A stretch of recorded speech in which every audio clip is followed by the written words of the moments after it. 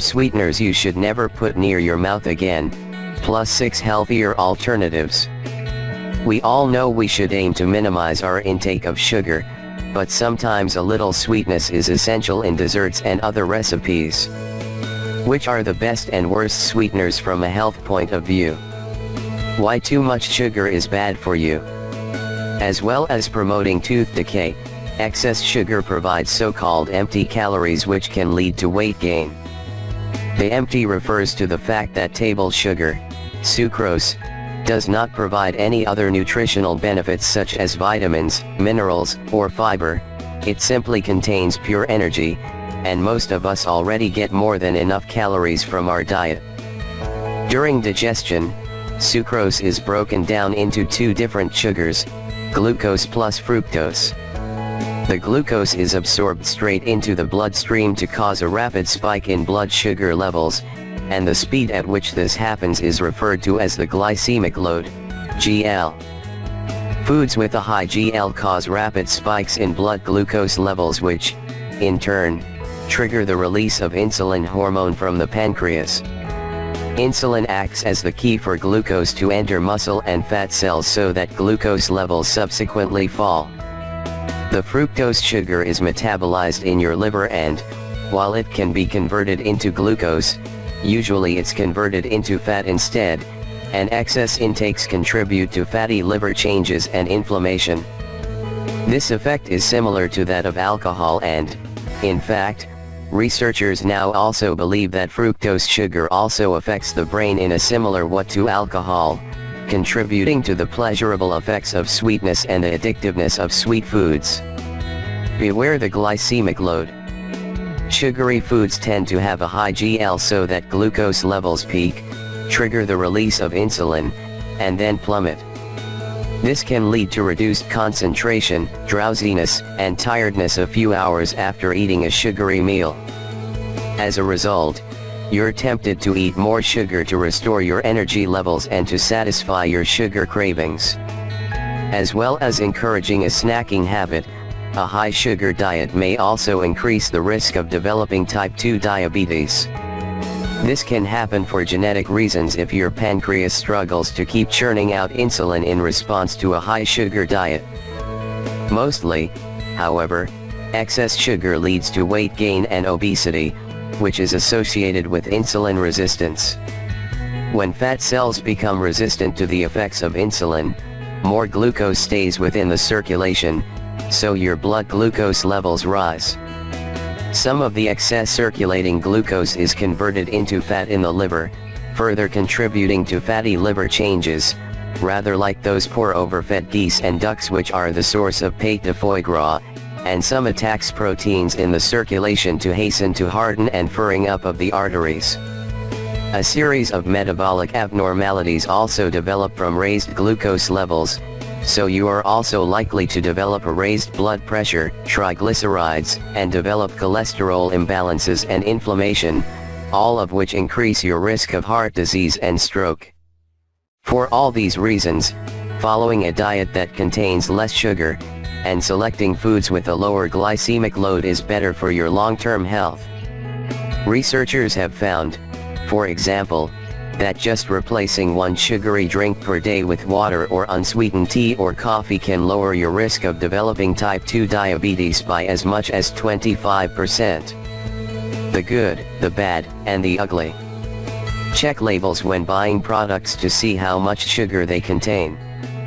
The Nutrition Facts panel contains a listing for sugars which includes the total amount that is naturally present, lactose in milk, fructose, and sucrose in fruit, as well as sugars added during manufactures such as corn syrup, juice concentrates or honey.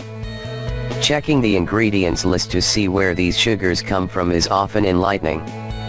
There are over 60 different common names for sugar such as American Samoa sucrose, high fructose corn syrup, barley malt, maltose, rice syrup, agave nectar, caramel, dehydrated cane juice, molasses, muscovado, saccharose, treacle, and so on.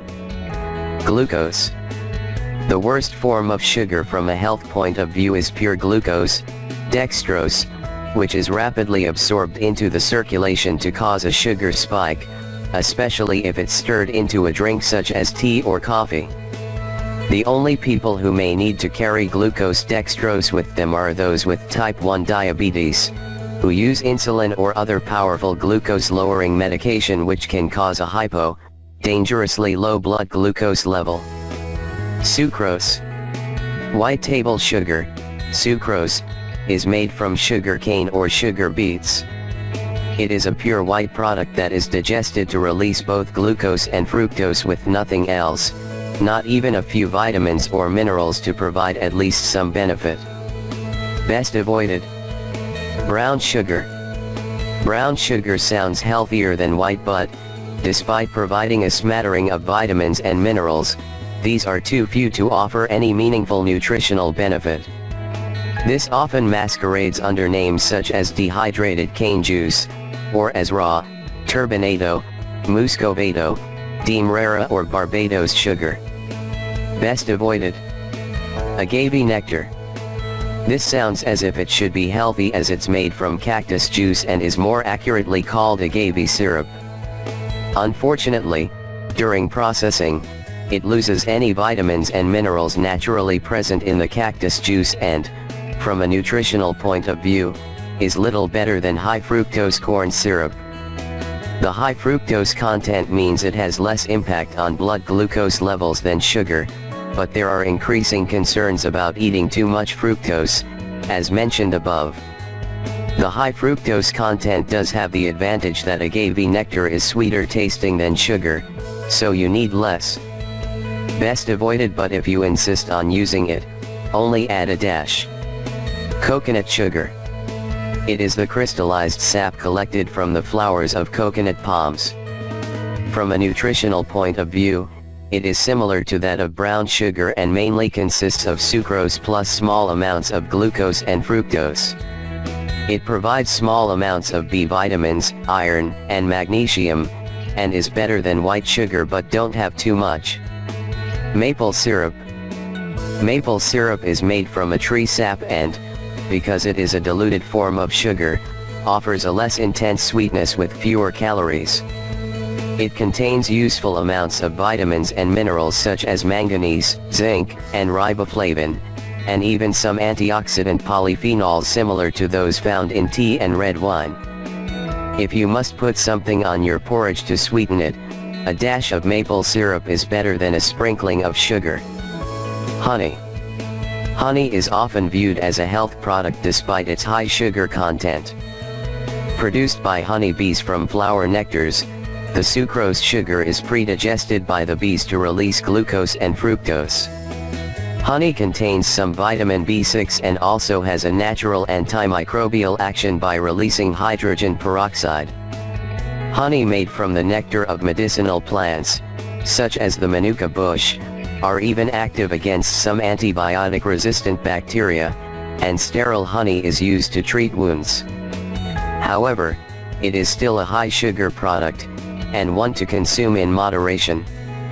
Date sugar.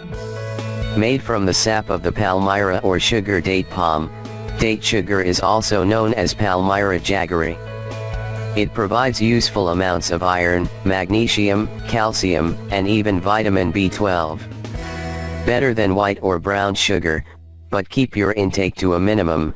In fact, when substituting it for sugar in recipes, you can often use half the amount. Stevia. Stevia is made from the leaves of a South America plant which contains substances that stimulate the sweet-tasting receptors on the tongue.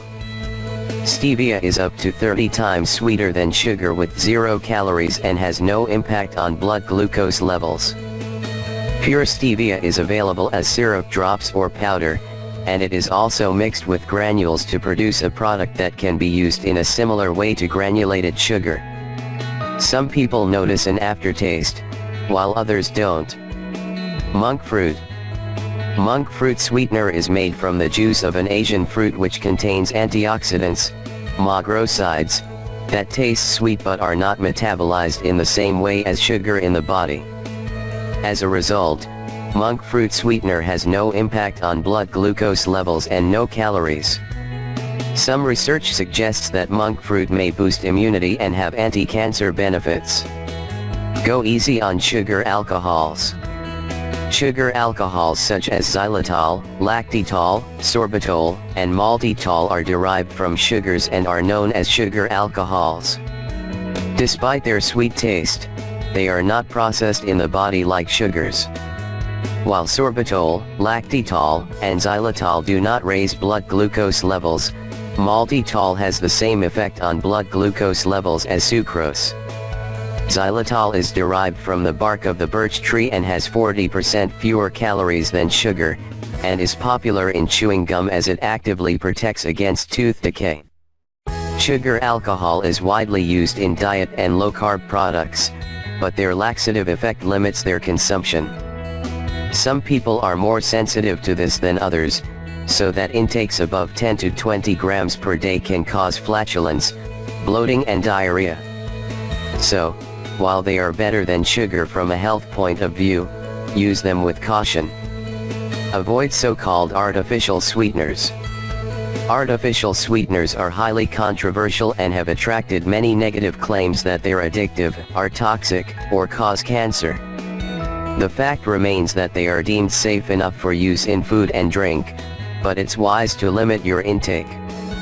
They include saccharin, neodyme, advantum, aspartame and acesulfame potassium, acesulfame K or ACE K.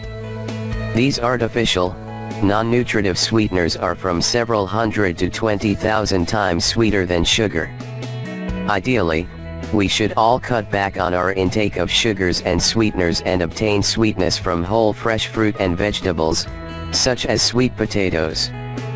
The sugars naturally present in these are accompanied by a nutritional powerhouse of vitamins, minerals, polyphenols and other antioxidants as well as plenty of fiber. Cut back slowly, and you will soon retrain your taste buds to appreciate lower levels of sweetness. Dr. Sarah Brewer is a medical nutritionist, nutritional therapist and the author of over 60 popular health books.